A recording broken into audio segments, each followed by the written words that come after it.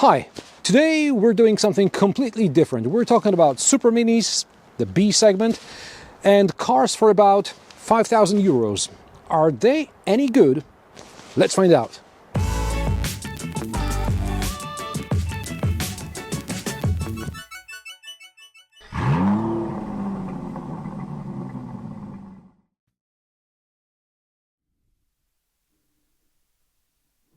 Cars are getting very expensive, and not just new ones, but also second-hand. These days, we're talking early 2024, a Supermini from a decade ago can set you back 5,000 euro if you don't want to sink another couple of thousand euro in fixing the damn thing. Today's video may be focused on situation in Central Europe. I'm from Poland, but I'm sure you'll find certain parallels wherever you are.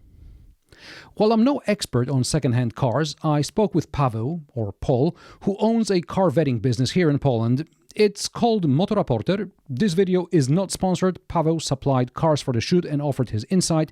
If you're looking for a second-hand car in Poland, I'll leave a link to his site in the video description. You can also check out our full chat on the Polish channel. Just turn on the subtitles with auto-translate. And now let's get down to buying used, cheap-ish Superminis. It seems that even the lower end of the second-hand market is experiencing post-COVID inflation. That semiconductor shortage a couple of years ago means people are holding on to their cars a bit longer, and less cars are trickling down to buyers on a tight budget. Also, as regulators force car makers to make vehicles safer, even smaller cars are getting more expensive to buy new, and this later finds reflection on the second-hand market. A few years ago, 5,000 euro bought you a compact car, and these days it's increasingly hard to find a good one in the B segment. Having said that, in Central Europe we mostly rely on imports from Western European countries where cars, regardless of the segment, tend to be better equipped than what was sold new in Poland, for example. However, most of the good stuff remains in the countries where they were originally registered until some, hopefully minor issues tip the scales and owners decide to sell. Traders willing to put some time and effort can make a small profit getting these cars back into shape and selling them in Central European countries. There's an interesting trend among traders and buyers. On the one hand, there's a psychological barrier among used car buyers who do not want cars older than 10 years. On the other hand, traders advise to focus on slightly older models but with simpler engines where less can go wrong.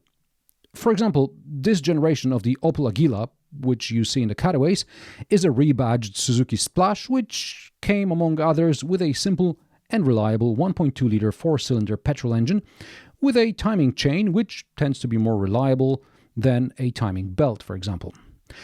Simple engines are also preferred when considering autogas conversion to further boost economy.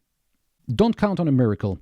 You're either getting good price or good quality. If a car is suspiciously cheap, there is usually a reason for it, which is why it makes for great YouTube content for someone like Tyler Hoover or Freddy Tavares, but not necessarily when you actually want something reliable to keep you moving. While minor panel damage is normal in a city car, especially 10 years or older, if VIN checkup reveals any serious accidents, one should just walk away. Safety is paramount. You should also be aware of your local legal framework. While you may be tempted to buy a car from a private seller rather than from a used car dealer, make sure you know your rights if something goes wrong. As of recent, Polish used car dealers are responsible for certain hidden defects, so there were instances of posing as private sellers. Similarly, always buy from the actual person presenting the car rather than from an intermediary who will then not take any responsibility for brokering the transaction. This may not be a problem in Western Europe, but I'm sure some of my Central European and Eastern European viewers have seen something similar. Let's take a look at the Dacia Sandero. This is a 2010 normally aspirated petrol model, and it's a stepway which not only has a more rugged look but also rides slightly higher than the regular model. It's more sought after as a cheap rural runabout. It's simple, economical, reliable, no frills, and for better or worse, it feels exactly as I remember the car when I reviewed it so many years ago.